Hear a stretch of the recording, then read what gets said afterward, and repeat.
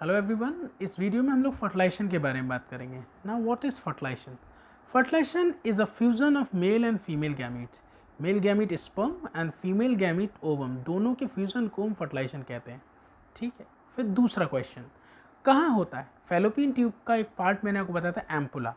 तो fallopian tube का एक फूला हुआ पार्ट होता है जिसे हम एम्पुला कहते हैं, and this ampulla is the site of fertilisation.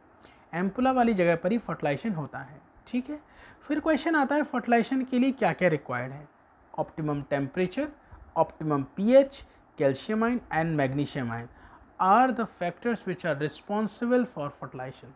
ठीक है ना, क्वेश्चन आता है यहाँ से कौन कौन से फैक्टर इंपॉर्टेंट होते हैं फॉर फर्टिलाइजेशन। तो आंसर आप दोगे optimum temperature, pH, calcium ion and magnesium ion. I think ये क्लियर हो गया होगा। आगे बढ़े, चलिए उसके बाद बात करते हैं कि फर्टिलाइजेशन का प्रोसेस होता कैसे है। तो फर्टिलाइजेशन एग्जैक्टली कैसे होता है उसके लिए हमें कुछ स्टेप्स समझने पड़ेंगे। First one copulation, second ejaculation, next insemination, capacitation, acrosomal reaction, cortical reaction, plasmogamy, karyogamy and amphimixis. इतने सारे स्टेप इन्वॉल्व होते हैं एक फर्टिलाइजेशन के प्रोसेस में। ठीक है, अब इसको ज़रा समझते हैं एक एक करके। कॉपुलेशन, कॉपुलेशन क्या है आप बताओगे? ये एक फिजिकल प्रोसेस है। क्या है? Physical process. इस प्रोसेस में क्या होता है? इस प्रोसेस में पेनिस फीमेल की वेजाइना में एंटर करता है जिससे सीमन फीमेल की बॉडी में पहुंच जाए। तो आपसे पूछा है कॉपुलेशन क्या है, आंसर होगा फिजिकल प्रोसेस है। किस लिए होता है? To release semen into the female genital tract और वेजाइना। ठीक है, चलिए दूसरा इजैकुलेशन क्या है? मेल के पेनिस से सीमन का बाहर रिलीज होना, इजैकुलेशन। और वो जो सीमन मेल के पेनिस से निकला है फीमेल की वेजाइना में एंटर कर रहा है, इस प्रोसेस को बोलेंगे इंसेमिनेशन। ठीक है ना, तो इजैकुलेशन, पेनिस से सीमन बाहर आ गया और बाहर आके फैलोपियन ट्यूब में चला गया, तो सॉरी फैलोपियन ट्यूब नहीं, वेजाइना में चला गया, तो इंसेमिनेशन। ठीक है, तो तीन टर्म समझ लिए। कॉपुलेशन क्या है? फिजिकल प्रोसेस है। इसमें क्या होता है? मेल पेनिस फीमेल की वेजाइना में एंटर करता है। क्यों करता है? जिससे कि सीमन फीमेल की वेजाइना में जा सके। ठीक, इजैकुलेशन क्या होता है? Release of semen from male penis, male के पेनिस से सीमन का रिलीज होना, इजैकुलेशन। फिर आता है insemination, the release semen enters into the female vagina. Male के पेनिस से निकला हुआ सीमन कहाँ एंटर करे? वेजाइना में, तो प्रोसेस का नाम इंसेमिनेशन। फिर बात आती है कैपेसिटेशन क्या है? बच्चों, स्पर्म जो होते हैं, स्पर्म जो होते हैं वो सीमन के साथ आते हैं फीमेल की वेजाइना में, और फीमेल की वेजाइना में आने के बाद उसको फैलोपियन ट्यूब में जाना होता है जहाँ पर सेकेंडरी oocyte प्रेजेंट होता है। आपको मैंने लास्ट टाइम वीडियो में बताया था कि जो ओवरी होती है उसमें प्रेजेंट होता है सेकेंडरी oocyte, और वो ओव्यूलेशन के थ्रू MGF से बाहर आ जाता है, फिर फैलोपियन ट्यूब में एंटर कर जाता है। ठीक है ना, तो थोड़ा सा आप अगर समझना चाहो तो ऐसे समझ लो, ये यूट्रस है इस तरह से, इधर ये फैलोपियन ट्यूब मैंने बना दी, आपके समझने के लिए इस तरह से बना देता हूँ। यहाँ मैंने ओवरी बनाई थी, तो ओवरी से निकलता था सेकेंडरी oocyte, और वो सेकेंडरी oocyte यहाँ फैलोपियन ट्यूब में पहुँच जाता था। ठीक है, यहाँ से पेनिस से सीमन अंदर आएगा, सीमन से होते हुए स्पर्म अंदर आएंगे, और इन स्पर्म को कहाँ जाना है? इन स्पर्म को जाना है इस सेकेंडरी oocyte के पास। सेकेंडरी oocyte को जैसे ये पेनिट्रेट करेगा ये ओवम में बदल जाएगा, फिर ओवम और स्पर्म का फ्यूजन हो जाएगा जिससे जाइगोट बन जाएगा।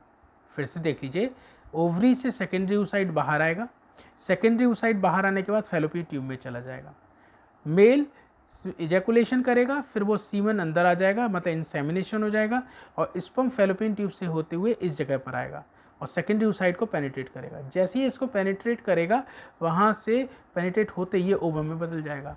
अब ओवम स्पर्म का फ्यूजन होगा, इसे हम बोलेंगे जाइगोट बन गया, इसे बोलेंगे फर्टिलाइजेशन। ठीक है ना, ये स्टेप बाय स्टेप मैं आपको समझाऊंगा। तो स्पर्म का फैलोपियन ट्यूब के अंदर सेकेंडरी oocyte तक पहुंचना, फिर से सुन लीजिए, स्पर्म का फैलोपियन ट्यूब के अंदर पहुंचना और सेकेंडरी oocyte तक पहुंचना, ठीक है, कहलाता है कैपेसिटेशन। ये स्पर्म को कैपेबल बनाने के लिए होता है।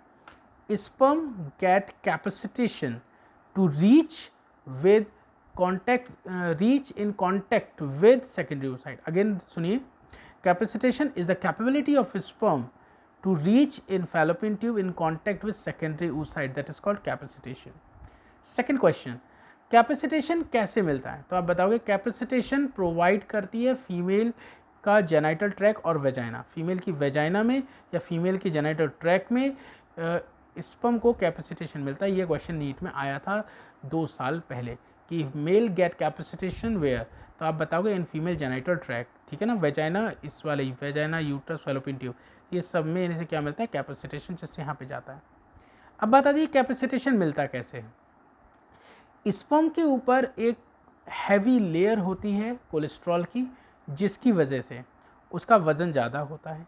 उसका वज़न कम करने के लिए वेजाइना से केमिकल रिलीज़ हो रहा होता है, वो स्पर्म के वज़न को कम कर देता है। कैल्शियम आयन की वजह से स्पर्म की मोर्टेलिटी बढ़ जाती है। तीसरा, एक हार्मोन सीमन के अंदर होता है प्रोस्टाग्लैंडिन, मैंने आपको पढ़ाया था, उस प्रोस्टाग्लैंडिन की वजह से यूट्रस में एक मूवमेंट होता है, यूट्रस की जो मसल है वो अंदर एक मूवमेंट कराती है, जिससे होते हुए अंदर आएगा और यहाँ पहुँच जाएगा। फिर से सुनिए, कैपेसिटेशन क्या है, स्पर्म की कैपेबिलिटी, किस चीज़ की कैपेबिलिटी, कि वो सेकेंडरी oocyte तक पहुँच पाए। पहली बात, कहाँ मिलेगा, फीमेल जेनाइटल ट्रैक में मिलेगा। कैसे मिलेगा, तो 3 बातें बता दूँ। पहली बात, स्पर्म पे हाई, मतलब आप कहेंगे कि जो स्पर्म होता है उस पर कोलेस्ट्रॉल की हैवी लेयर होती है, जिससे इसका वजन कम हो जाता है। वेजाइना के सिक्रीशन से वो हैवी लेयर कोलेस्ट्रॉल की खत्म हो जाती है, इसका वजन हल्का हो जाता है, तेजी से भागने लगता है। दूसरी बात, कैल्शियम इन्वॉल्व होता है इसके मूवमेंट में। तीसरी बात, यूट्रस की जो मसल होती है वो इंटरनली एक ऐसा मूवमेंट शो करते हैं जिससे आगे की तरफ तेजी से मूव करे, ठीक है ना। जैसे आप ऐसे एग्जाम्पल के तौर पे समझ सकते हो कि कोई ऑर्गेनिज्म है, या तुम अपने आप को समझ लो, तुम्हारे पैर में मैं 100 किलो का पत्थर बांध दूँ और उसके बाद आपसे कहूँ कोचिंग में ऊपर चढ़ते हुए आओ जीने से होते हुए, तो आपको चढ़ने में दिक्कत होगी। तो पहले तो आपका कैंची से वो रस्सी काट दी जिसमें वो पत्थर था, ठीक है। दूसरा, एक व्यक्ति ने तुम्हारा हाथ पकड़ के तुम्हें ऊपर खींचना शुरू कर दिया, तो कैंची से पत्थर काटना इक्वल टू कोलेस्ट्रॉल की लेयर डिसॉल्व होगी फीमेल के सिक्रीशन से। दूसरा, ऊपर खींच रहा है हाथ पकड़ के, उसको हम किससे कंपेयर कर लेंगे, उसको हम कंपेयर